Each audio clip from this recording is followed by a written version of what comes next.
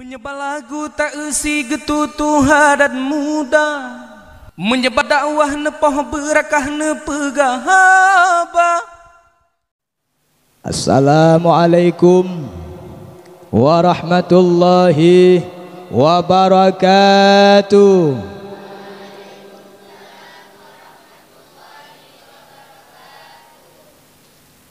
Alhamdulillah, alhamdulillah, alhamdulillahilladzi wa kafa. Wassalatu wassalamu ala rasulillahil mustafa wa ala alihi wa ashabihi dhawil huda. Amma ba'd. Qala Allah ta'ala fil Qur'anil Karim. Na'udzu billahi minasyaitonir rajim. Bismillahirrahmanirrahim. Yarfa'illahu alladhina amanu minkum walladhina utul ilma darajah. Sadaqallahul azim. Wa qala an-nabiy sallallahu alaihi wasallam fil hadits, talabul ilmi faridatun ala kulli muslimin wa muslimatin. Sadaqa rasulun nabiyul habibul karim. Hadirin wal hadirat yang berbahagia, langsung sesudah kita memuji Allah dengan ucapan alhamdulillah, dan juga selawat kepada Rasulullah dengan lafaz Allahumma salli ala sayyidina Muhammad sallallahu alaihi wasallam. Kemudian tidak lupa pula takdim penghormatan saya terutama sekali kepada al-mukarram syaikhina wa syaikhi masyaikhina al-fadil syekh guru kita bersama, pimpinan Pondok Pesantren At-Tahiriyah. Semoga selalu diberikan kesehatan oleh Allah Subhanahu wa ta'ala. Dan juga takdim kepada ummi, juga semua keluarga. Semoga selalu dalam lindungan Allah Subhanahu wa ta'ala. Kenapa Ustadz tidak menyebut namanya? Kenapa Ustadz tidak membaca namanya? Karena dalam ilmu tasawuf, untuk menyebut nama guru itu tidak ada adabnya. Kurang baik untuk kita panggil guru kita dengan namanya. Dalam ilmu tasawuf tidak ada adab. Kita panggil orang tuanya dengan namanya, itu pun kurang adab. Pernah kita panggil mama di rumah dengan namanya? Contoh, apa nama ibu kita? Ibu saya namanya Asimah. Asimah. Apa arti Asimah? Asimah itu ibu raja. Wow. Ibu kerajaan. Ibu saya itu bukan kaleng-kaleng, saudara. Juga tidak beleng-beleng, saudara. Tapi ibu saya itu memang seorang manusia yang sangat adil. Saya mulai dari kecil dididik oleh ibu saya dengan didikan adil. Pernah ibu saya mengatakan pada Ustadz, "Nah, ibu dalam mendidik kalian berempat, kami hanya berempat di rumah. Kakak yang pertama, saya yang kedua, ketiga adik saya yang laki, yang keempat adik saya yang manis cantik perempuan. Dua-duanya sekarang masih di pondok. Yang laki sudah jadi ustadz, Yang cewek sudah kelas 5 tahun sudah di pondok. Saya anak yang kedua. Pernah ibu mengatakan pada Ustadz, nah, ibu dalam mendidik kalian tidak pernah ibu membeda-bedakan kalian berempat. Tidak pernah ibu milih si kakak.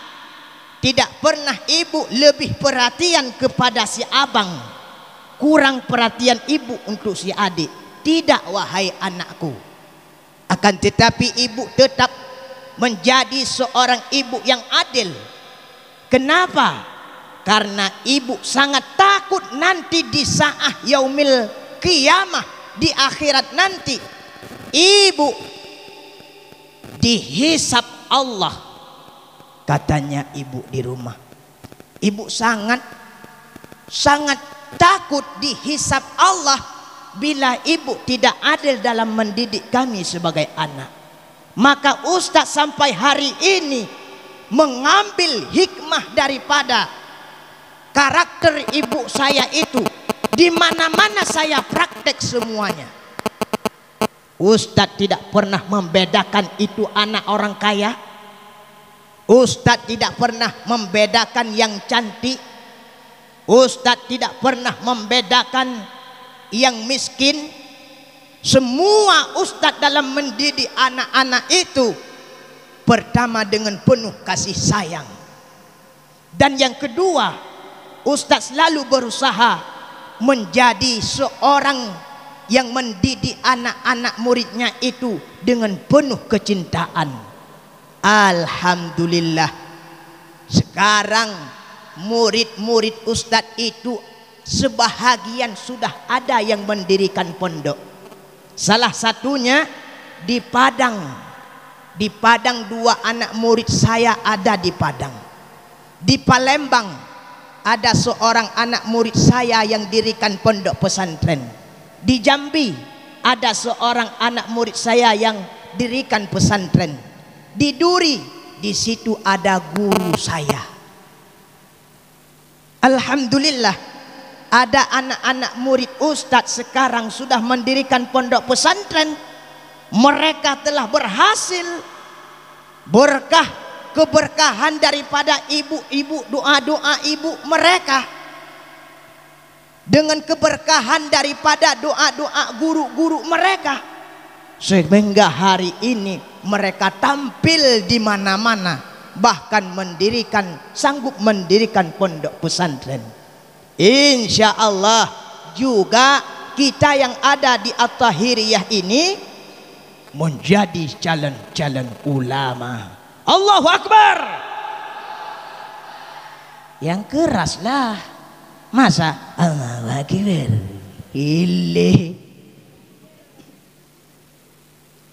Orang Islam dulu dalam memerang para kafir itu, mereka bersemangat. Di saat mengucapkan Allahu Akbar, di tangannya ada tombak. Di saat mengucapkan takbir, di tangannya ada pedang, ada panah. Suaranya bukan kecil, bukan beleng-beleng. Allahu Akbar. Suara pimpinan perang suaranya itu keras. Siapa? Sayyidina Umar. Siapa? Khalid bin Walid. Siapa? Saifullah.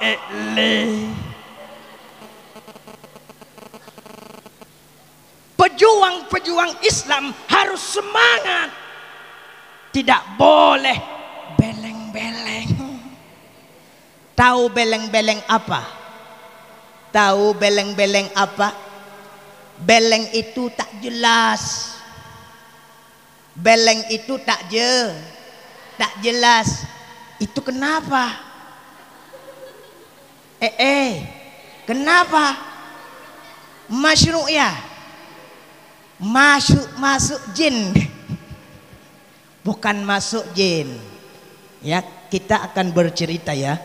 Ini baru penghormatan tadi untuk Al-Mukarram kita. Sesudah ini baru kita kasih lagi penghormatannya. Mungkin untuk malam ini 2 jam saja cukup ya.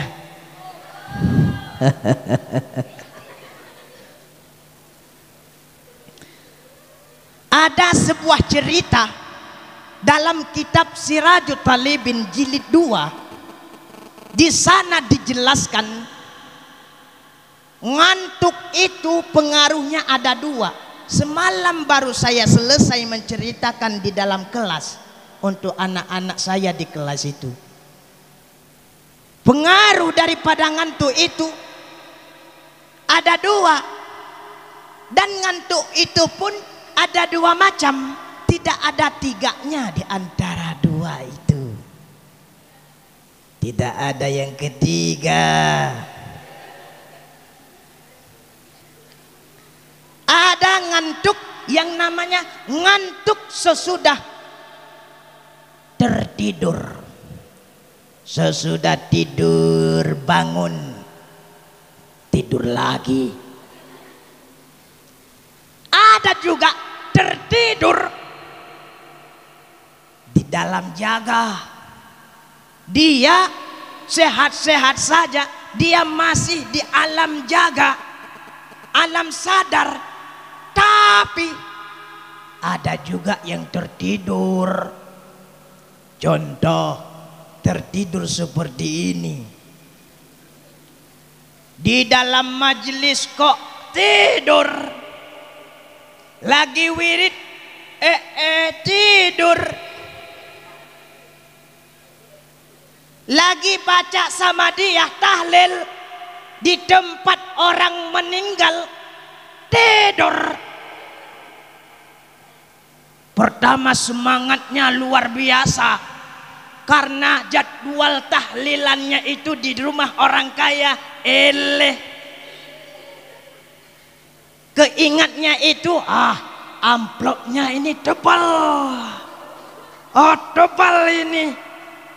Maka permulaan tahlilannya itu semangat, masya Allah. Afdalul dzikri fa'lam annahu la ilaha illallah, la ilaha illallah. Suaranya keras karena masih kepikiran amplopnya tebal. Nanti kandurinya itu dihidangkan ayam, bebek, kambing, telur ayam, telur bebek, semua lengkap. Maka tahlilannya itu, waduh semangatnya, la ilaha illallah. Tiba-tiba di pertengahan tahlilannya sudah datanglah ngantuk. La ilaha illallah. Amplopnya hilang. La ilaha illallah. Ayamnya ketinggalan. La ilaha illallah. Telurnya tidak bulat lagi. Iya. Kenapa? Karena tertidur. Itu mesti kita tahu dan yakin bahwa tertidur seperti itu pengaruhnya apa? Syaitan, iblis. Iblis diceritakan dalam buku jin. Ustadz punya buku jin, buku yang judulnya jin. Kalau pengen membacanya, kapan-kapan Ustadz bawa itu, Ustadz kasih. Tapi jangan hilang. Iya, mentang-mentang masalah jin nanti Ustadz bukunya hilang. Kenapa hilang? Karena isinya jin semua. Itu beleng-beleng. Iya, di situ tertulis jin, syaitan, iblis ada mempunyai 2 nama. Iblis dan syaitan itu kata lain daripada satu nama. Syaitan, iblis itu sama, yang beda jin. Kalau jin ada yang Islam, ada yang kafir. Kalau syaitan tidak ada yang Islam. Semua syaitan itu adalah laknatillah, Maka di dalam Al-Quran, di saat kita mau membaca Al-Quran, dimulai dengan A'udzubillahi minasyaitonirrajim. Ada di situ A'udzubillahil jinni. Ada A'udzubillahil jinnir rajim. Ada? Tak ada jin.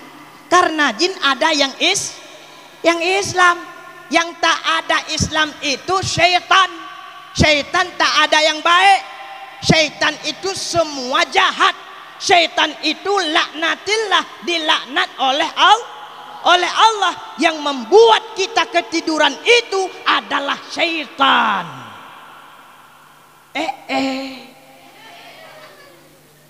Mesti tahu itu kita. Maka jangan terlalu banyak kita ketiduran. Kenapa? Ingatlah, efek ketidurannya kita itu datangnya dari syaitan. Syaitan mempunyai dua alat. Iya. Satu, dia punya kemaluan. Cuma tidak sama kemaluan syaitan itu dengan kemaluan manusia. Tidak sama. Kemaluan syaitan itu jorok alias busuk. Jorok alias busuk. Ada satu lagi sama syaitan. Apa? Tempat keluar tai. Apa namanya? Lobang pantat ya.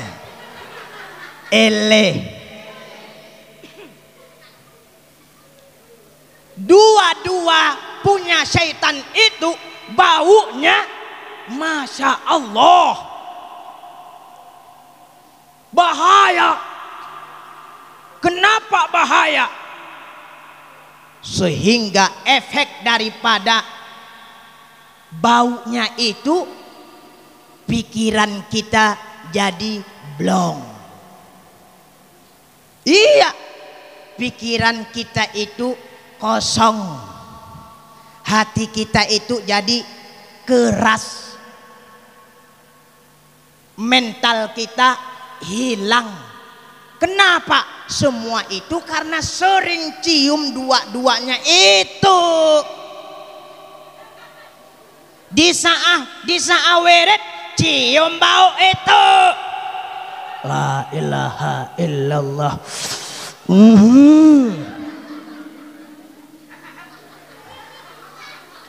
Berapa tahun di pondok pesantren? 6 tahun.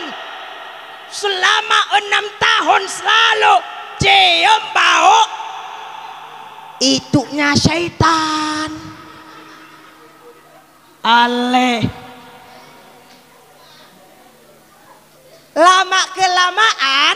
Lama kelamaan pikirannya itu blong.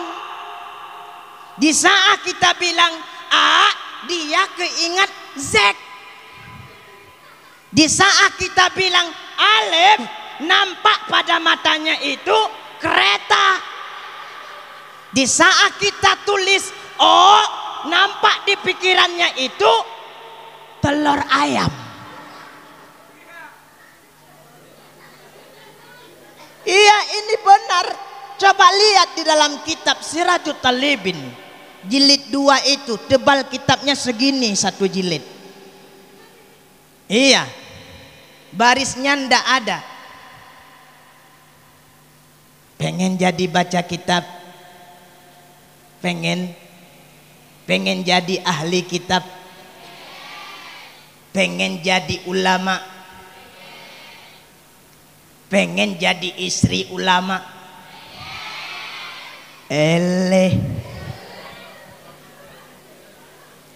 Pengen jadi istri ulama, pengen jadi istri ustaz. Maka belajar sungguh-sungguh. Jodoh itu Allah cocokkan. Kalau bahasa dalam Islam sekufu.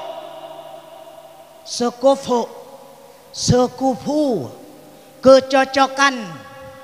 Tidak mungkin ustadz dikasih jodoh para orang goyang-goyang di apa itu? Apa tempat apa itu namanya? Apa tempat goyangnya ada besinya satu itu? Halo alele. Coba bayangkan kalau dijodohkan ustadz dengan cewek di tempat diskotik, ustadznya jadi ustadz beleng-beleng.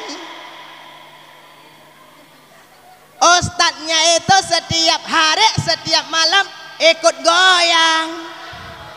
Aku tak mau cintaku diobo-obo oleh. Aku tak mau sayangku dikocok-kocok.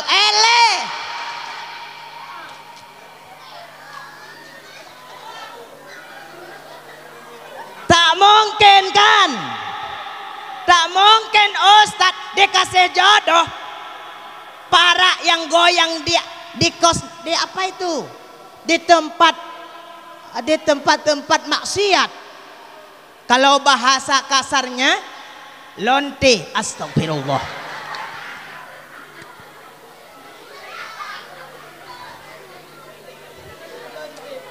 Begitu juga dengan kita para cewek, tidak mungkin Allah kasih itu jodohnya itu begal. Tidak mungkin Allah kasih jodoh untuk para santriwati itu para perampok, maling, pembunuh,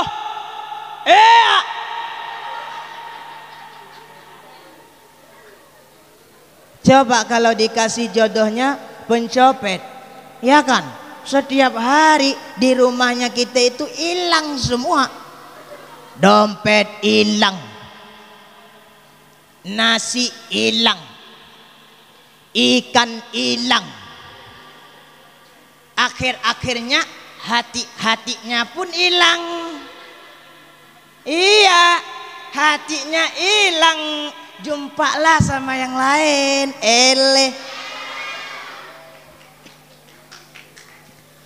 Pasti yakinlah bahwa Allah tidak kasihkan jodoh yang tidak cocok dengan kita. Kita pada para santriwati pasti dijodohkan dengan para ustadz santriwan. Kita yang santriwan pasti dikasih jodoh oleh Allah para salihah. Kok enggak semangat sih? Kena itunya syaitan ya. Siapa yang sering kena itunya syaitan?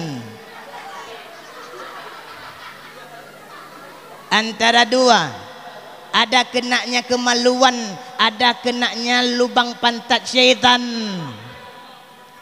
Antara dua barang syaitan itu mana yang lebih busuk? Tempat lubang pantatnya syaitan. Itu busuknya luar biasa. Kapan syaitan kasih ciuman kemaluannya untuk manusia? Di saat manusia bangun dari tidurnya itu, biasa subuh. Subuh itu kan di masjid, di musalla, di menasah, di tempat-tempat di surau itu kan ada bunyinya adzan. Allahu Akbar, Allahu Akbar. Kita kejaga. Sudah azan ya. Sahut syaitan. Awal masih lah. Aku tidur lagi lah. Tidur lagi. Dia tak sadar padahal syaitan sudah dikasih cium kemaluannya syaitan. Cium terus. Oh, enak tidurnya. Enaknya itu tenang. baunya busuk luar biasa. Efek dari sering-sering kita cium bau busuk itu, jadilah pikiran, jadilah isi otak kita itu lemah. Makanya barang siapa yang sering cium bau-bau busuk itu, EQ-nya semakin rendah. EQ-nya itu semakin rendah. Disinilah kata nenek-nenek moyang kita dulu, nak jangan tidur pagi-pagi nak. Kenapa nek? Nanti jadi orang bodoh nak. Itulah isi ceritanya. Cuma kalau kita tanya sama nenek, nenek kenapa tak boleh sering tidur nenek? Apa kata nenek? Nak, kalau kamu sering tidur bakalan tak punya anak. Tahu? Kalau sering tidur, awal-awal ketidurannya, di malam awal ketiduran, siangnya pun tertidur. Kapan ada anak? Kapan ada anak? Kapan? Tak bakalan ada anak karena tak sempat untuk mencetakkannya. Selalu ketiduran. Iya kan? Allahu Akbar. Itu baru anak muda. Allahu Akbar. Yang keras lagi. Allahu Akbar. Masya Allah, ternyata santri-santri di sini semangatnya luar biasa ya.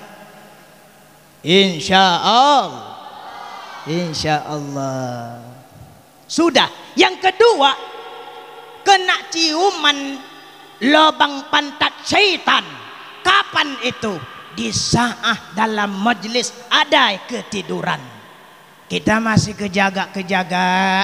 Datanglah syaitan, dia pegang di sini dia pegang.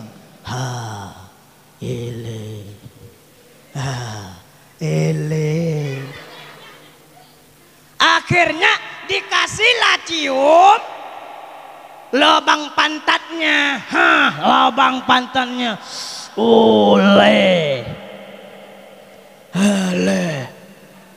Duduknya pun berubah, sudah kayak gini duduknya.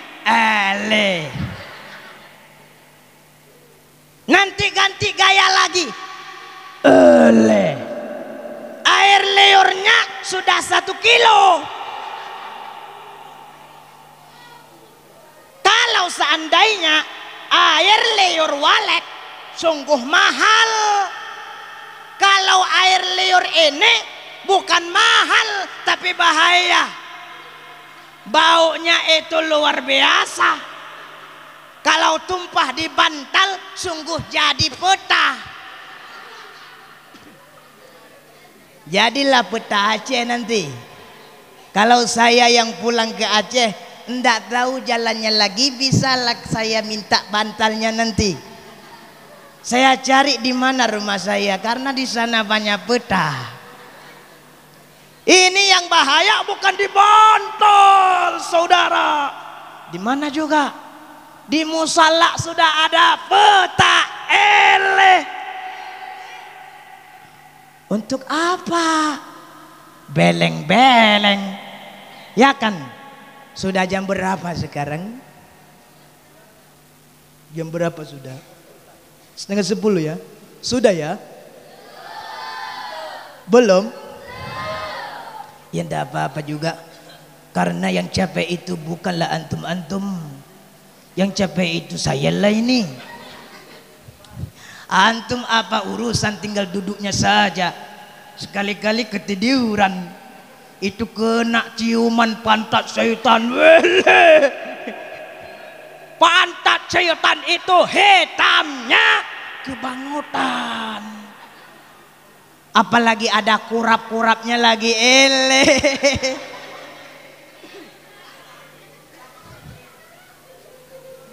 Iya, itu betul.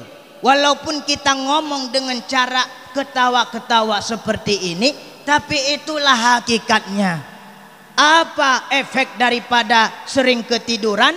Lemah EQ. Kenapa lemah EQ? Karena sering cium bau busuk. Apa bau busuk itu? Bau kemaluan syaitan atau lubang pantat syaitan.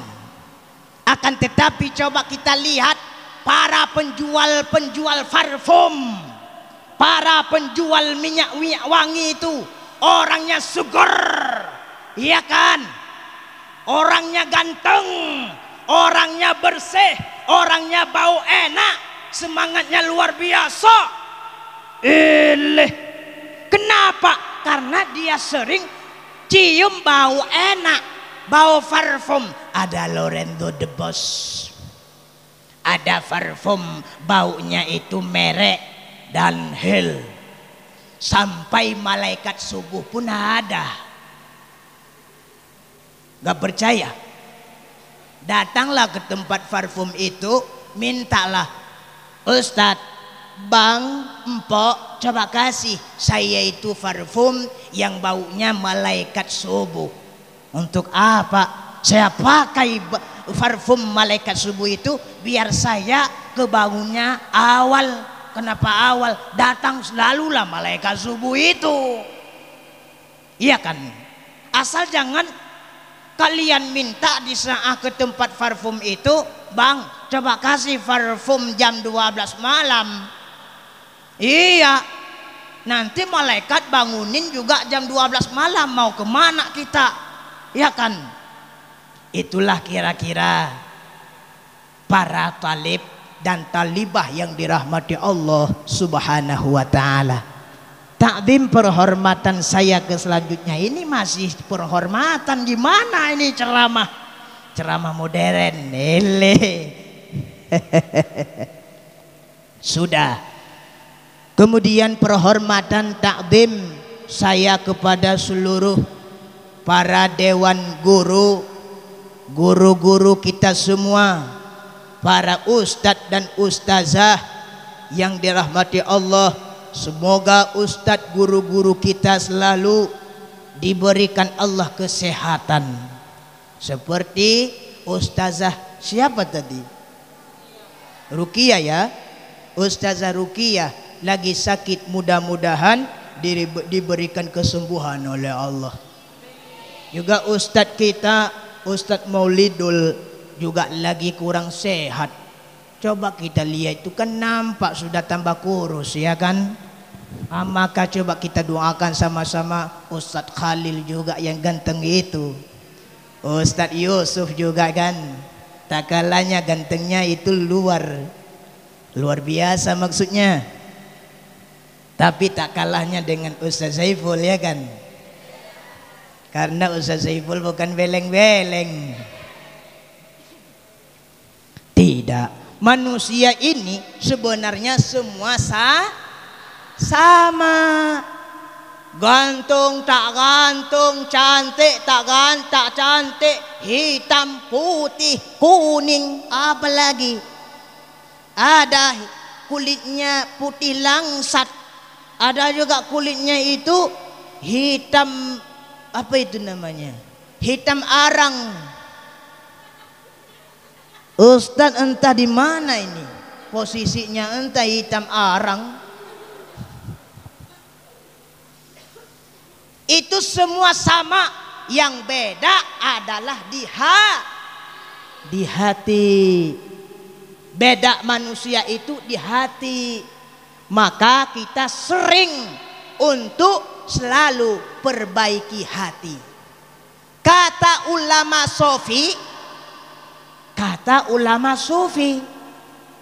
untuk kita yang awam, untuk mengobati hati ini mesti dalam 24 jam itu diisi zikir dengan jumlah 300. Dalam kitab Sirajut Talibin juga dikatakan seperti itu.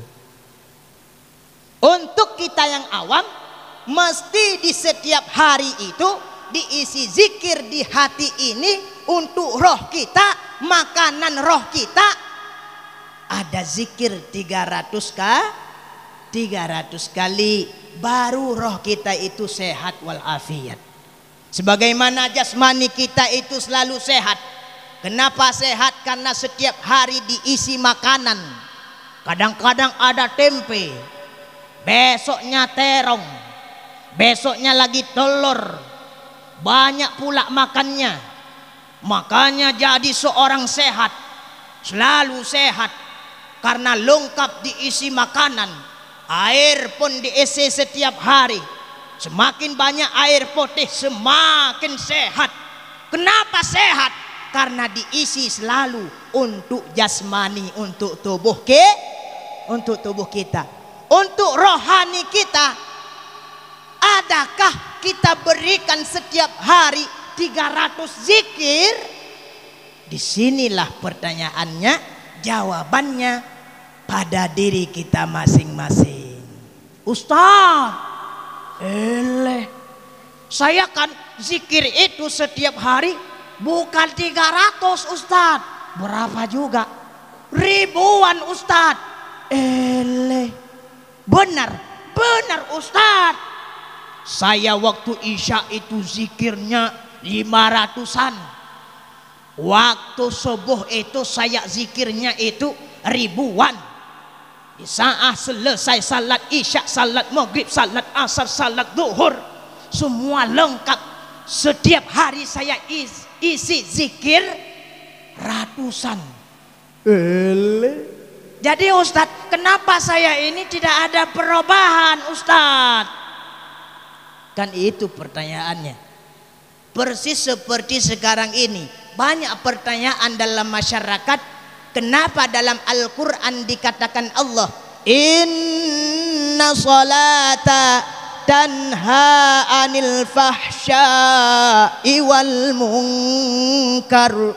Sesungguh salat itu mencegah kita daripada perbuatan keji dan mungkar. Iya kan? Otomatis di saat kita tetap ada salatnya, maka terpeliharalah kita daripada perbuatan keji dan mungkar.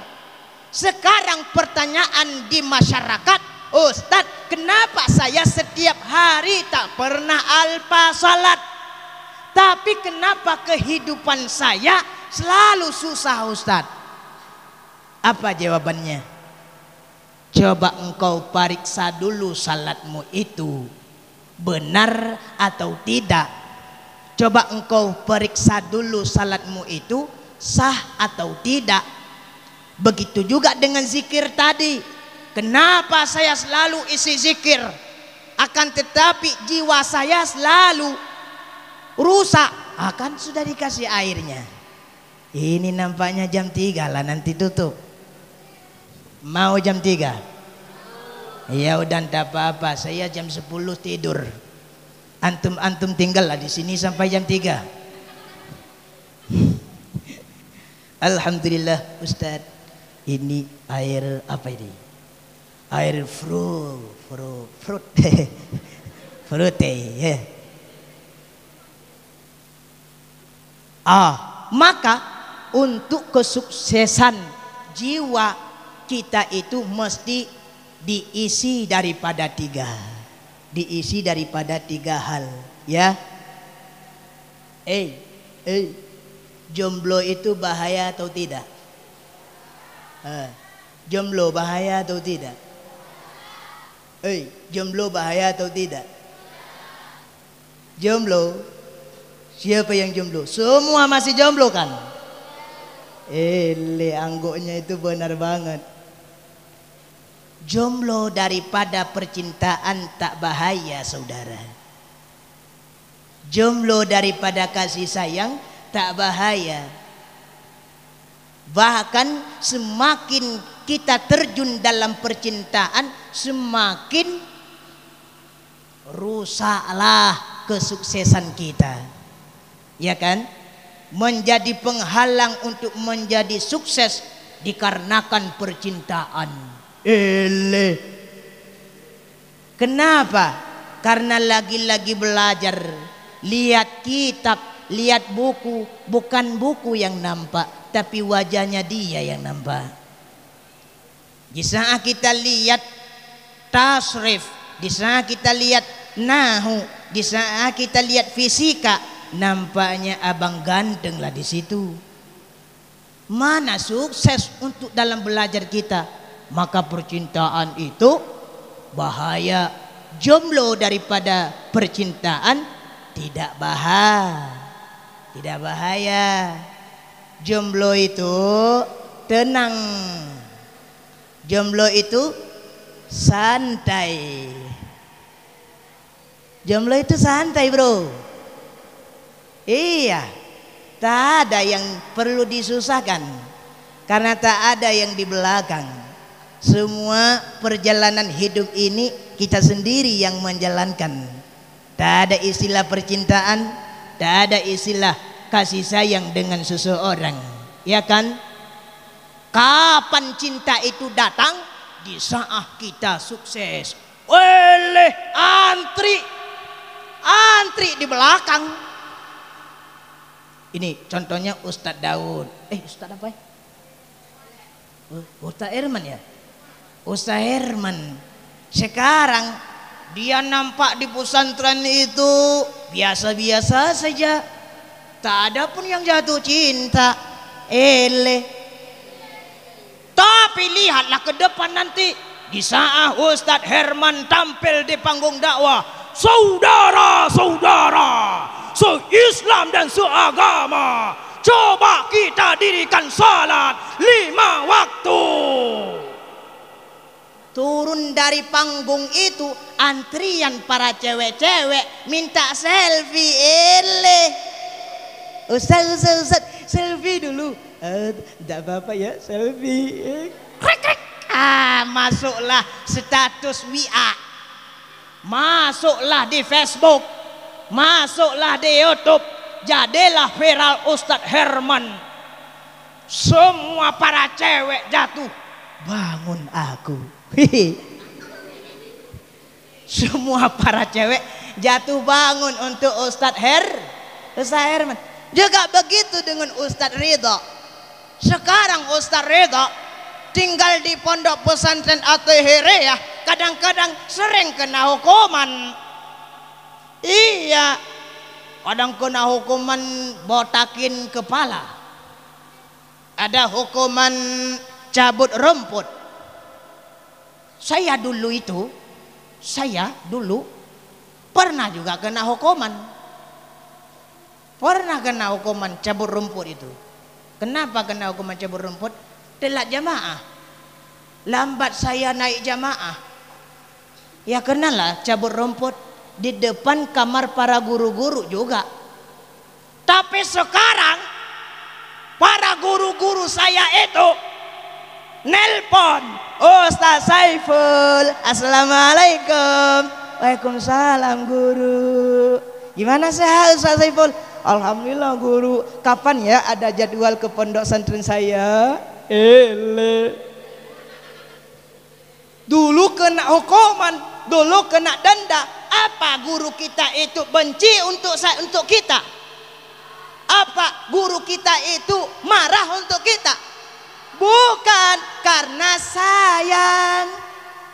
Karena sayangnya seorang guru untuk anak muridnya, di saat salah itu ditegur. Nak, kamu itu bakatnya luar biasa, ya, lanjutkan perjuanganmu sampai sukses nak, ya, jangan terlambat jamaah ya. Iya, besoknya kedapatan terlambat jamaah. Nak sini kamu, sini. Gimana Ustaz? Cabutlah rumput. Iya, kena cabut rumput. Sekarang kita juga yang ditampilkan di pondok pesantrennya. Itulah tanda sayang seorang guru untuk muridnya. Saya tampil di pondok-pondok pesantren guru-guru saya itu untuk ditampilkan pada masyarakat bahwa saya itu bisa berceramah. Kalau di Aceh enak ceramahnya karena bahasa Aceh semua. Dari awal, dari on sampai off bahasa Aceh. Kalau di sini ya bahasa Indonesia lah, ya kan. Saya kalanya itu bahasa Arab tak bisa, apalagi bahasa Inggris. Saya itu alhamdulillah bisa, tapi hanya yes no. Bahasa Arabnya bukan tak bisa. Kalau saya kasih makna Al-Quran, saya sanggup. Kalau saya kasih tafsir inti, murad, maksud daripada isi Al-Quran, saya sanggup. Tapi untuk saya berbicara pakai bahasa Arab itu karena belum sempat belajar. Sekarang nampaknya sudah butuh itu. Karena adalah sedikit ilmu pada saya ini untuk saya berdakwah di mana-mana, bahkan sampai ke India nanti. Sampai ke India nanti dakwahnya kan gini. Retiho pahome ya jauh apno me ho jauh kehtiho retiho pahome ya jauh apno me ho jauh retiho gitu nanti bahasanya, ya kan. Sampai nanti ke Pakistan, ya pakailah bahasa Pakistan. Nure sahul cehre se tere. Apa lagi ya? Udah lupa. Pokok adalah bahasa-bahasa itu bisalah kita sikit-sikit, ya kan. Perlu juga dalam berbahasa, maka kesempatan kita di At-Tahiriyah untuk bisa bahasa internasional. Siapa tahu nanti kena jadwal dakwah nanti ke Inggris, ke Amerika. Nanti di sana assalamualaikum warahmatullahi wabarakatuh. No, yes, my fat, well, wasir buset.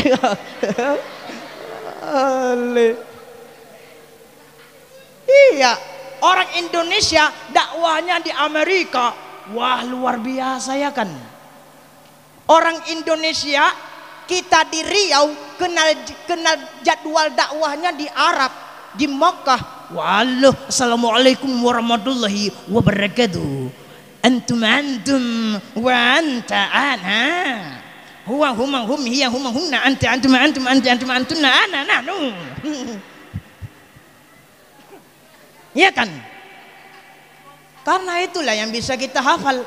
Maka di At-Tahiriyah ada bahasa Inggris, ada bahasa Arab. Belajarlah wahai anak-anakku semua menjadi seorang berbahasa. Luar biasa.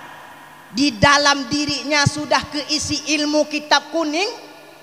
Semua ilmu dikuasai, fikih dikuasai, nahu dikuasai, tauhid dikuasai, syaraf dikuasai, usul dikuasai, mantik dikuasai, apalagi akhlak luar biasa, iya kan. Cerita banyak yang tahu, tinggal menyampaikan di Inggris, Amerika Serikat.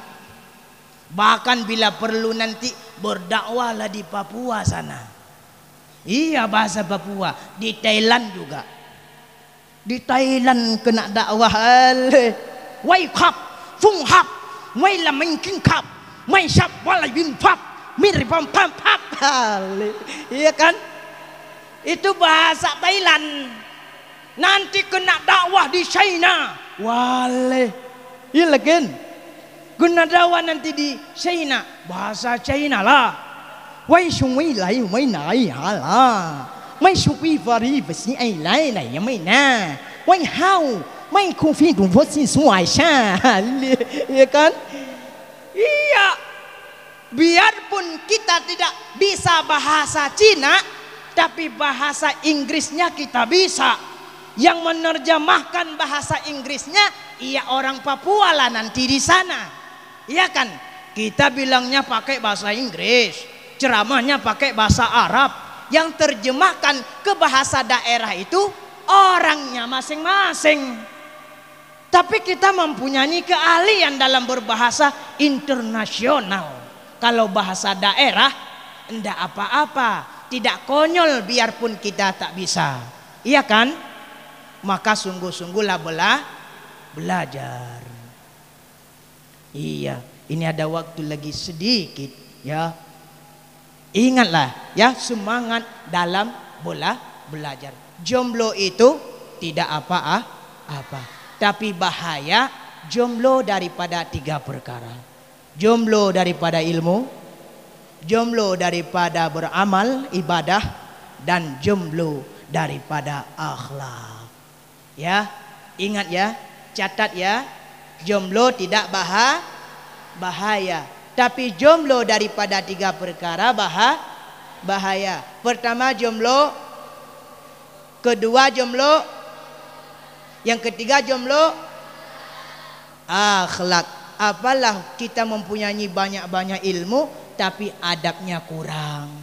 Sedangkan sebelumnya ilmu itu ada lagi yang lebih penting, yaitu adab. Al-adabu fauqal ilmi. Ya kan? Al-adabu fauqal al-ilmu wan nurullah.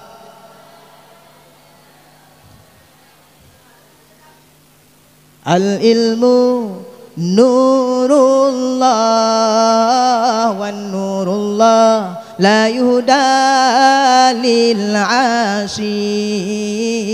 Al-ilmu nurullah wan nurullah la yuhda lil asi. Ilmu nur Allah itu tidak diberikan kepada orang yang maksiat, sekalipun tahfidzul Quran. Coba kita tanya sama ustadz kita, ustadz dari dari Sebolga ya, dari Medan. Ini banyak pengalaman tentang tahfidz luar biasa, tidak pernah terjun ke dalam kemaksiatan. Bila terjun ke dalam maksiatan, maka hafidnya itu hilang. Persis seperti orang bertarikah. Dia bertarikah tapi perbuatannya selalu maksiat, baiatnya tercabut sendiri. Itu tarikah. Dan penting untuk kita semua santri bertarikat. Untuk apa? Untuk membersihkan hati, biar tidak menjadi seorang alimnya sombong, alimnya ujub, alimnya riya, alimnya takabur. Maka mesti diisi dalam hati ilmu tarikat ya. Sungguh-sungguh untuk belajar ilmu, sungguh-sungguh untuk ibadah, sungguh-sungguh untuk belajar, berusaha menjadi seorang yang berakhlak mulia. Karena seseorang yang akhlaknya itu luar biasa, maka Rasulullah sangat-sangat mencintainya. Innama bu'itsu liutammima makarimal akhlak. Sungguh aku diutuskan itu untuk menyempurnakan akhlak manusia. Mungkin saya rasa hanya di sinilah pertemuan kita pada kali ini. Mudah-mudahan panjang umur diberikan Allah, ke depan nanti kita akan sambungkan lagi dengan cerita-cerita yang banyak dan pengalaman-pengalaman dari saya.